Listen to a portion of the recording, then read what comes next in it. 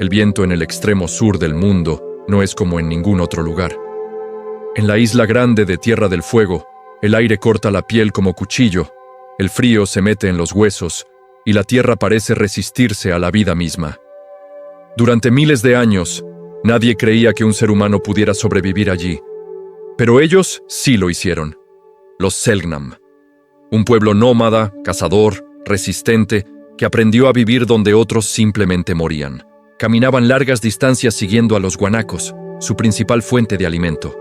No tenían ciudades, no levantaban monumentos, no dejaron grandes construcciones. Su conocimiento no estaba en piedra, estaba en la memoria, en la tradición, en el cuerpo. Vivían casi desnudos en uno de los climas más hostiles del planeta, y aún así sobrevivían. Sus cuerpos estaban adaptados. Su resistencia era casi inhumana. Podían soportar temperaturas extremas sin más protección que pinturas corporales y pieles. El fuego no era un lujo, era vida. Cada chispa era la diferencia entre existir o desaparecer. Pero lo más impresionante no era solo su resistencia física, era su mundo. Porque los Selknam no solo sobrevivían en la Tierra del Fuego, la entendían. Creían que el universo estaba lleno de espíritus, fuerzas invisibles que influían en cada aspecto de la vida. No había separación entre lo natural y lo sobrenatural. Todo estaba conectado. Y dentro de ese mundo espiritual existía un ritual que marcaba la vida de todos los hombres del pueblo. El Hain, una ceremonia secreta. Un rito de iniciación que transformaba a los jóvenes en hombres, pero también ocultaba una verdad inquietante. Durante el Hain, los hombres se pintaban el cuerpo con patrones blancos, rojos y negros. Sus rostros se transformaban. Dejaban de ser humanos para convertirse en espíritus, figuras altas, silenciosas, aterradoras. Aparecían frente a las mujeres y niños como entidades sobrenaturales. No hablaban como hombres, no caminaban como hombres. Eran otra cosa. Durante generaciones, las mujeres creyeron que esos seres eran reales, pero no lo eran. Era una construcción, una mentira cuidadosamente mantenida por los hombres del grupo para conservar el poder. El Hain no era solo un ritual, era control, era miedo, era estructura social. Y funcionó durante siglos, hasta que llegaron ellos, hombres que no entendían ese mundo, hombres que no respetaban ese equilibrio, hombres que no veían a los Selknam como personas. A finales del siglo XIX, el sur del mundo dejó de estar aislado. Exploradores, buscadores de oro, colonos y grandes empresarios comenzaron a mirar hacia Patagonia como una tierra llena de oportunidades. Pero había un problema. La tierra ya tenía dueños. No en papeles, no en mapas, pero sí en existencia. Los Selknam. Para ellos, el territorio no se poseía, se habitaba, se recorría, se respetaba. Pero para los nuevos llegados, era propiedad. Y todo lo que estuviera en medio era un obstáculo. Las grandes estancias ovejeras comenzaron a expandirse rápidamente. Miles de ovejas cubrieron territorios donde antes se movían libremente los guanacos. El equilibrio se rompió. Los Selknam comenzaron a cazar ovejas, no por maldad, por supervivencia. Pero para los colonos, eso no era supervivencia, era robo. Y la respuesta fue brutal. Se comenzaron a ofrecer recompensas. Dinero, por cada Selknam muerto. No importaba si era hombre, mujer o niño. La vida de un ser humano fue reducida a una cifra, a una transacción, a un trofeo. Y así comenzó una de las etapas más oscuras de la historia de Chile. Cacerías humanas. Grupos armados recorrían la isla buscando Selknam como si fueran animales salvajes. Los perseguían, los emboscaban, los ejecutaban. Algunos incluso cortaban partes del cuerpo para probar sus muertes y cobrar la recompensa. Orejas, manos, cráneos. No era guerra, no era conflicto, era exterminio. Uno de los nombres más oscuros de este periodo fue Julius Popper, un buscador de oro que organizó expediciones armadas y dejó registros fotográficos que hoy siguen causando impacto. En ellas, hombres posan junto a cuerpos Selknam sin vida. Sonríen, como si hubieran logrado algo. como si no hubieran destruido un mundo entero. Pero la violencia no terminó ahí. Muchos Selknam que sobrevivían a las matanzas eran capturados, trasladados, encerrados, llevados a misiones religiosas donde se intentaba civilizarlos. Uno de estos lugares fue la misión salesiana de San Rafael. Allí, lejos de su territorio, de su cultura, de su forma de vida, los Selknam comenzaron a morir. No por armas, sino por enfermedades.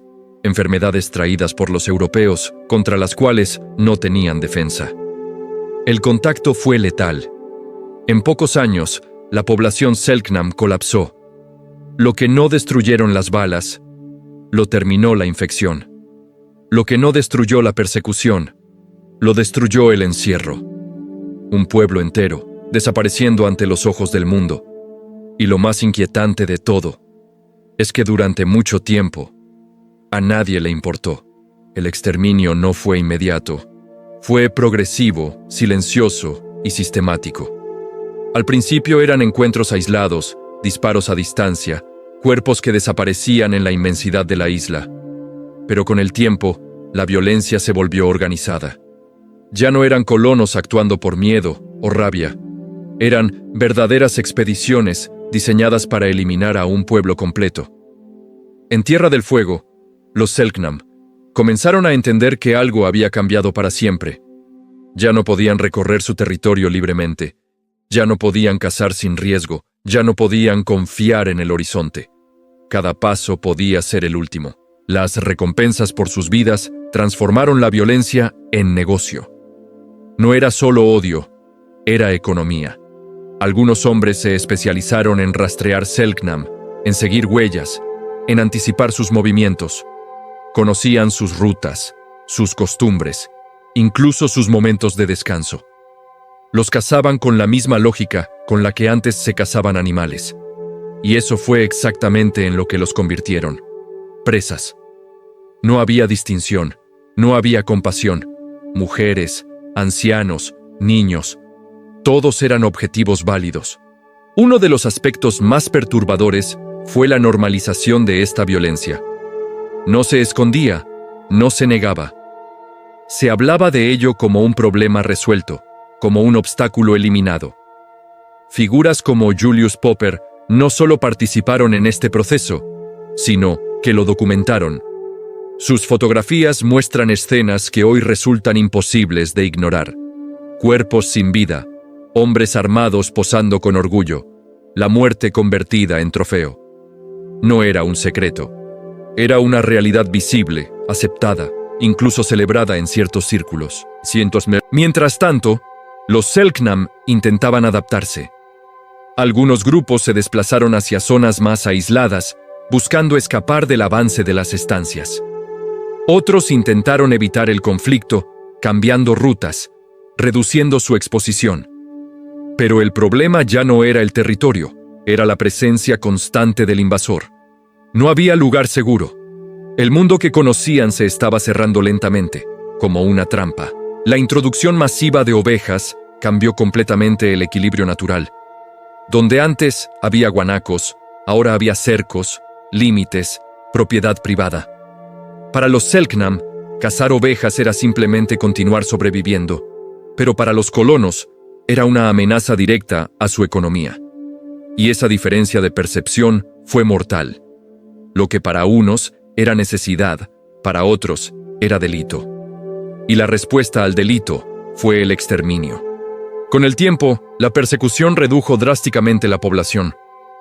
Los encuentros con grupos Selknam se volvieron cada vez más raros, pero eso no significaba que la violencia hubiera terminado. Significaba que estaba funcionando. Cada cuerpo menos era visto como un avance. Cada familia destruida era una señal de progreso. Sin embargo, la historia no se limita solo a las balas, porque hubo otro mecanismo de destrucción, más silencioso pero igual de letal: la captura. Muchos Selknam fueron tomados por la fuerza y trasladados a misiones religiosas, como la misión salesiana de San Rafael. La intención oficial era protegerlos, educarlos, integrarlos a una nueva forma de vida.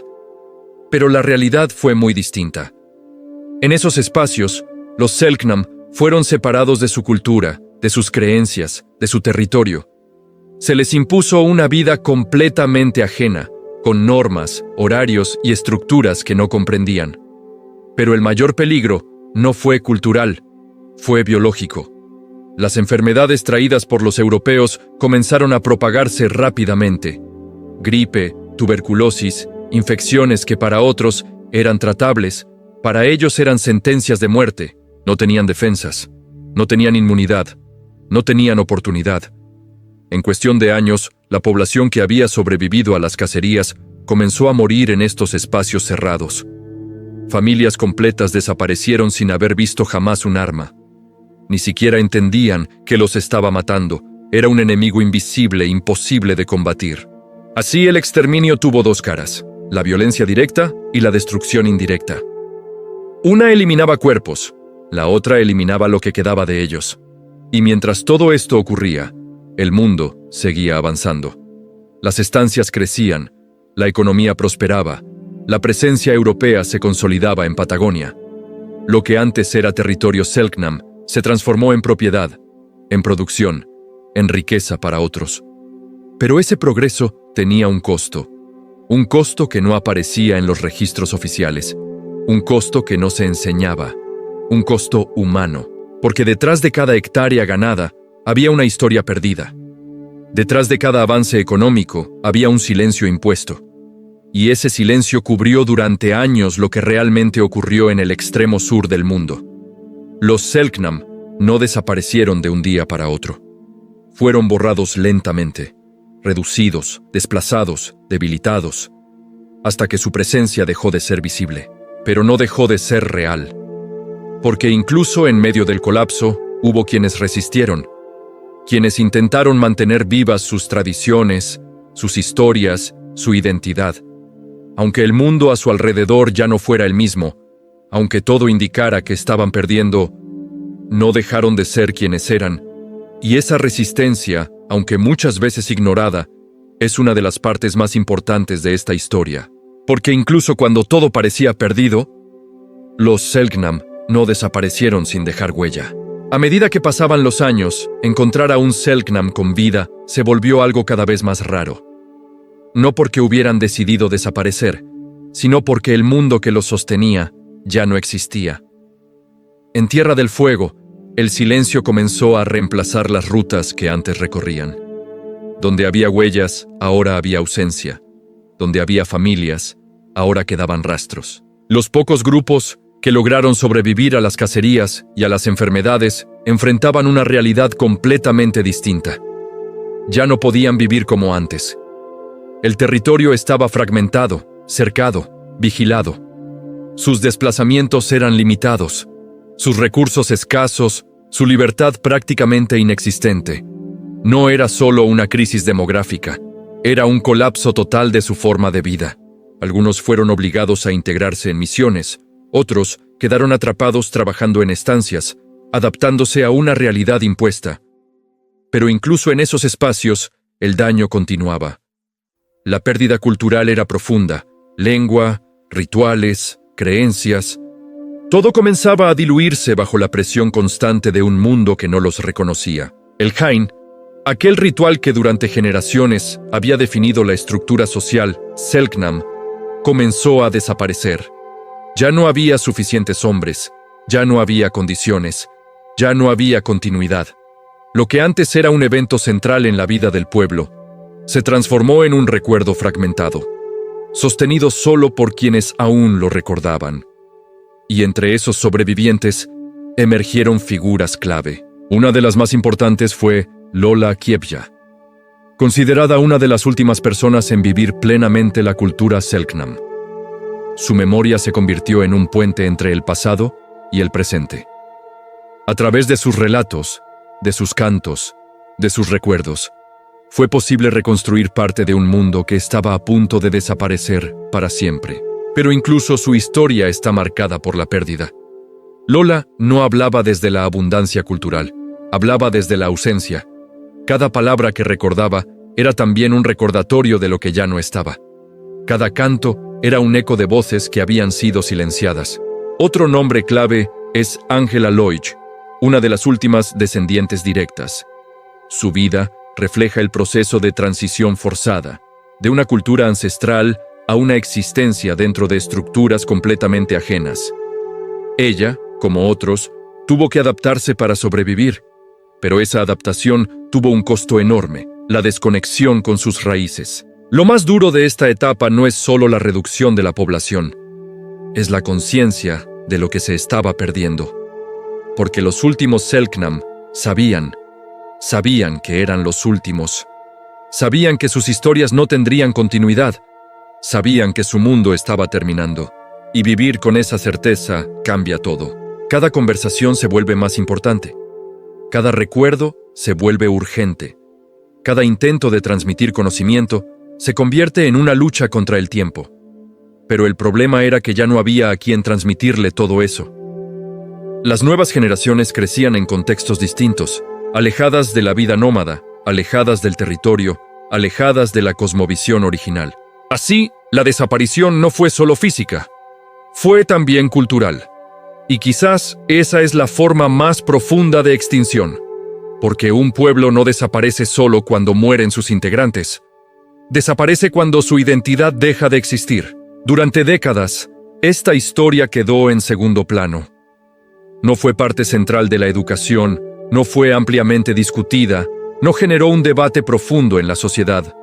Era un tema incómodo, difícil de enfrentar, más fácil de ignorar. Pero los registros estaban ahí, fotografías, documentos, testimonios, todo indicaba lo mismo.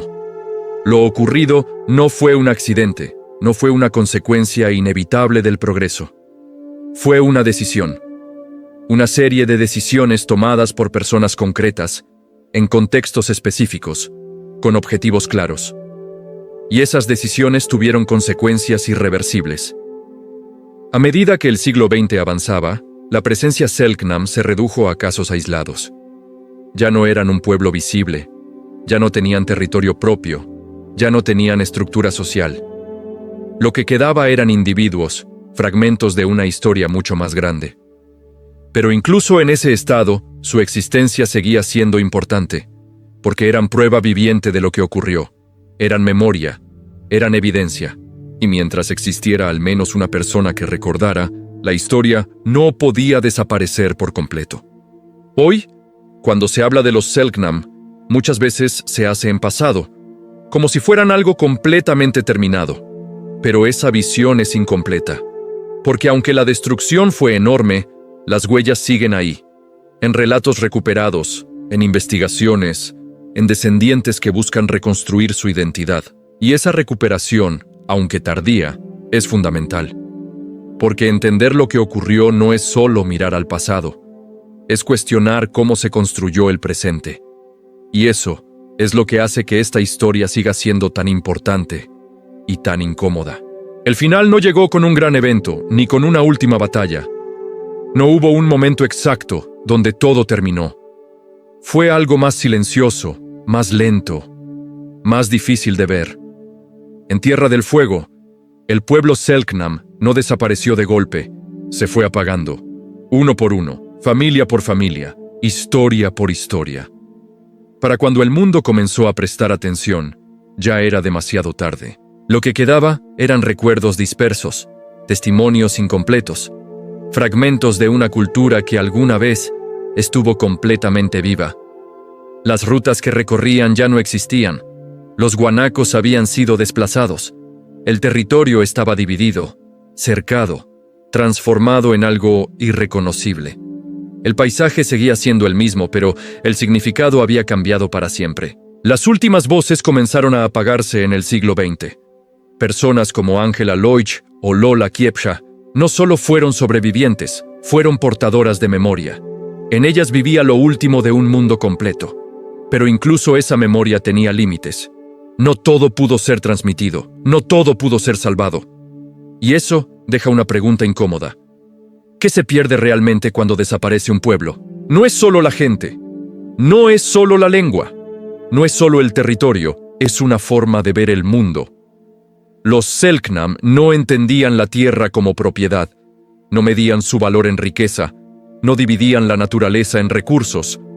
Su existencia estaba conectada a un equilibrio que hoy resulta difícil de comprender. Cada movimiento, cada decisión, cada tradición, tenía sentido dentro de ese mundo, y ese mundo fue destruido. No por accidente, no por ignorancia total, sino por una combinación de ambición, indiferencia y poder. Durante mucho tiempo, esta historia fue minimizada. Se habló poco, se enseñó menos.